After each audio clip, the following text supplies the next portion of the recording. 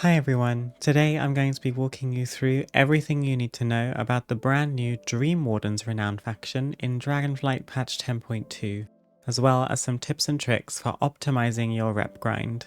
A quick tip before we get started is that you can actually unlock a portal to the Emerald Dream in the Emerald Enclave in Valdrakken after completing the first couple of easy quests in the 10.2 campaign, meaning you can travel much quicker to the new zone without having to fly across the Onaran Plains or use an ancient waygate.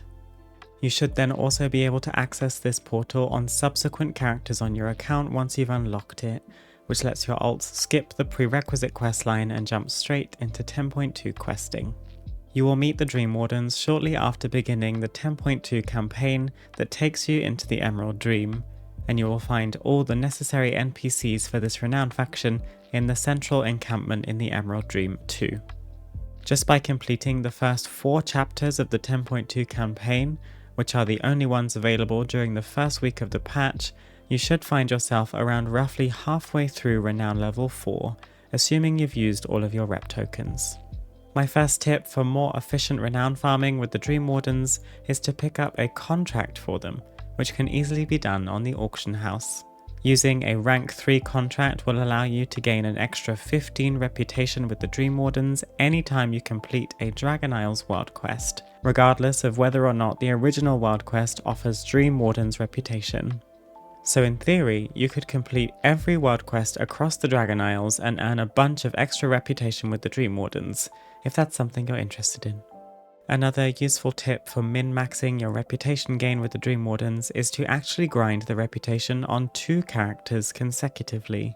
The reason for this is that once you get to Renown level 10 on a given character, any other character on your account that is lower than Renown level 10 with that faction will have their reputation gained increased by 100% until they reach Renown level 10.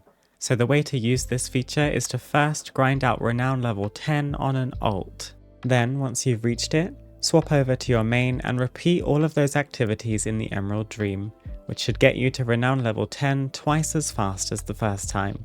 One of the biggest reasons most players will be using this rep grind method early on is to make it faster to unlock the 10.2 Augment rune, which is available to purchase from the Dream Wardens Quartermaster in the central encampment at Renown level 18. Augment runes provide a strong boost of power to your character by increasing their primary stat for an hour, and the 10.2 version runs on a cooldown, so you don't have to constantly stock up, and they are hugely beneficial for endgame progression. In a similar vein to the essence of a worthy ally buff, you can also optimize your rep gain by holding on to as many rep tokens and waiting to complete weekly quests and events as you can until such a time when you have additional reputation bonuses available to you. For example, during the Dark Moon Fair, when you can ride the Dark Moon Carousel to increase your reputation by 10%.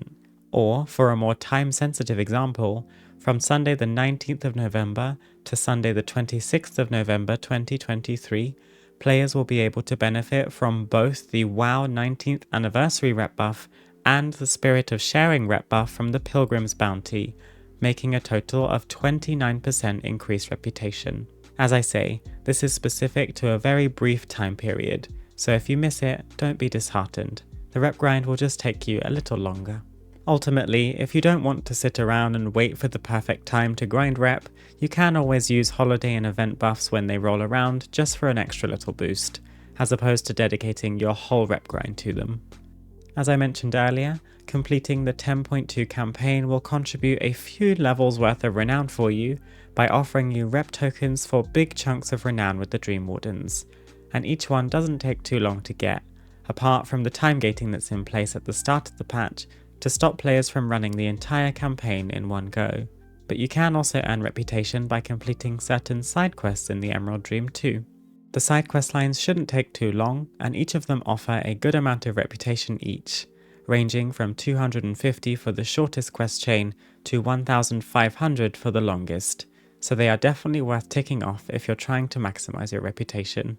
And the last quest you can work on is the Dream Wardens weekly quest called A Worthy Ally, Dream Wardens with Keeper Amrin, which asks you to earn 1500 reputation with their faction, then awarding you an additional 1500, making a grand total of 3000 reputation.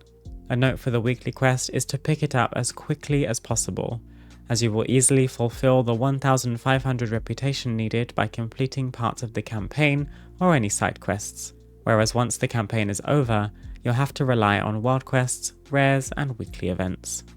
Speaking of weekly events, make sure you are completing the weekly quest in the Emerald Dream called the Superbloom, which you can pick up with Clarel next to the central encampment, where you'll see the horn icon on your world map, unless the Superbloom is already active. This weekly quest offers the cache of overblooming treasures, containing a Dream Wardens rep token worth 1000 reputation. Again, if you'd really like to min-max your reputation through the Superbloom, you should aim to hand it in when you have the most rep buffs available to you, which will vary based on the time you're working on this Renown farm.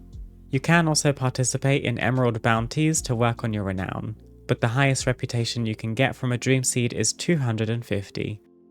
My last tip is to make sure you're killing rares when you see them spawn and looting as many treasures as you can find.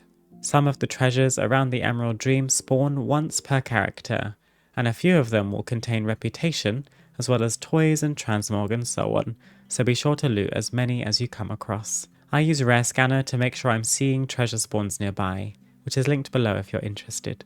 In addition to treasures, there are plenty of rares that can spawn throughout the zone too, and the majority of them can easily be soloed. There are, however, a handful of rare elites that will likely require more players to defeat, such as Firebrand Fistia, Nuoberon, Reefbreaker Marud, the Envoy of Winter, and Greedy Gessi. These rare elites offer 25 reputation each, and shouldn't take you long to defeat, as long as there are other players nearby helping out.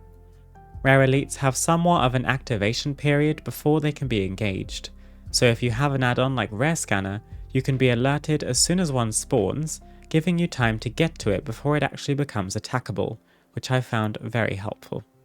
So there we have it. Those are some of my tips on how best to optimize your Renown farm with the Dream Wardens as of patch 10.2. If you have any questions or advice of your own, please do leave a comment down below. And if you'd like to catch me live one day, you're always welcome over on my Twitch channel, which is linked on screen or in the description below with all of my other socials. For now though, thank you very much for watching, best of luck on your Renown farm, have a wonderful rest of your day, and I hope to see you again soon. Bye!